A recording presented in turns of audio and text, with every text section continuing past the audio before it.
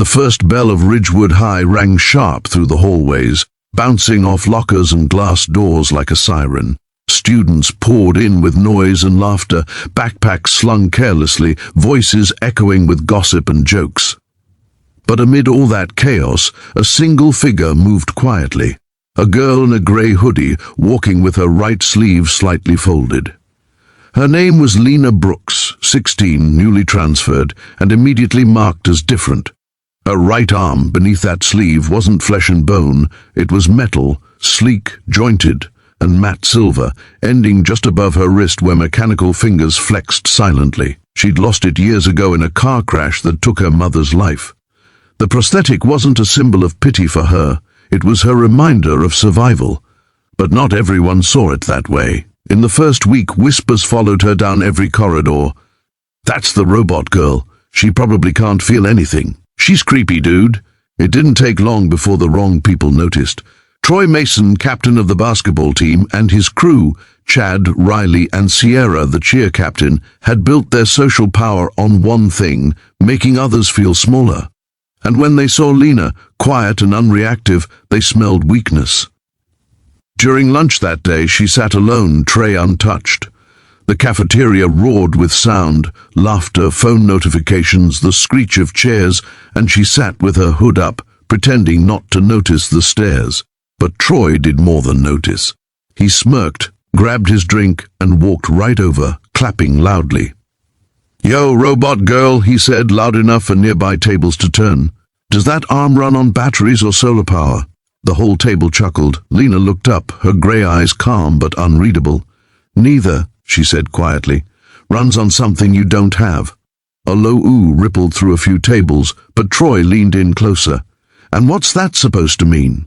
"Heart," she said, and went back to her food. The cafeteria went still.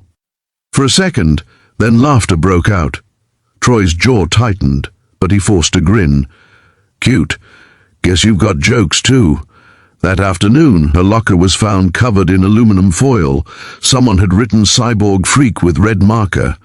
Lena stood there staring at it for a moment, then peeled it all off, one strip at a time without saying a word.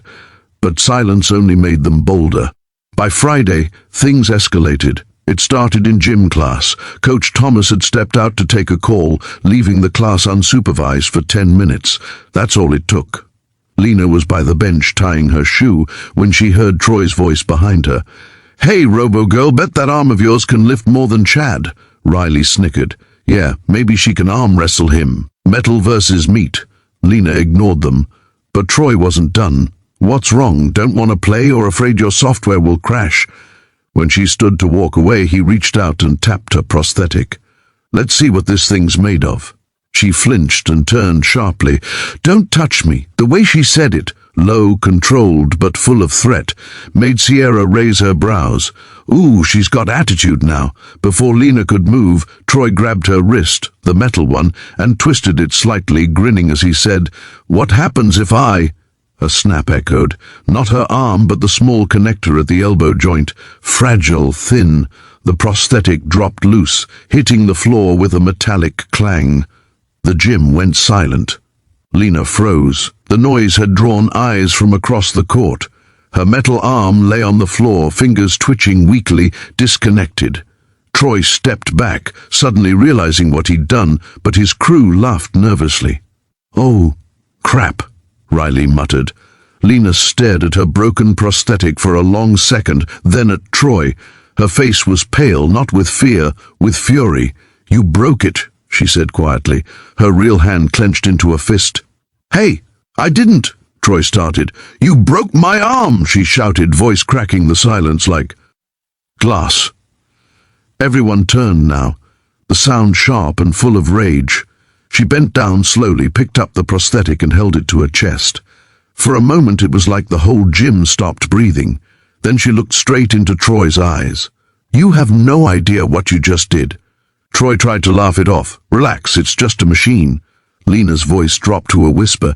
"That machine cost more than your car. My dad built it himself." Sierra rolled her eyes. "Oh, please, your dad's some kind of engineer or something?"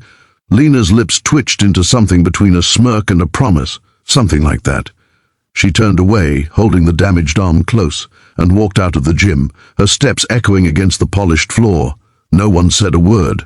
That night, word spread fast. Someone had filmed the whole thing, the twist, the break, the silence. By evening, it was all over Ridgewood High's private group chat. Troy broke the new girl's arm, LMAO, but buried under the laughter were a few comments that made people pause. Did you hear who her dad is? He's in the military or something. Not just military, special forces, like that Commander Brooks. By Monday morning, the school halls were quieter. Even Troy's confidence had dimmed. Rumors said Lena's father, Commander Aaron Brooks, had served in elite rescue and recon units, a man whose name officers saluted and recruits whispered about. He'd once been on TV after leading a hostage rescue mission overseas. Now that same man was coming to Ridgewood High. But Lena hadn't said a word since. When she arrived that morning, her arm was missing. Only a bandaged shoulder left where the prosthetic had been detached. She walked calmly past everyone, ignoring the stares, her expression unreadable.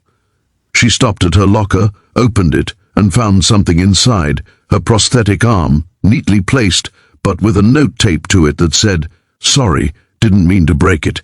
It wasn't signed, but she knew who it was. Lena picked it. Up slowly, eyes cold, she traced the dent near the elbow joint, then folded the note and put it in her pocket. That's when she heard footsteps. Troy stood behind her. "Hey, look, about the other day, I didn't—" She turned around slowly.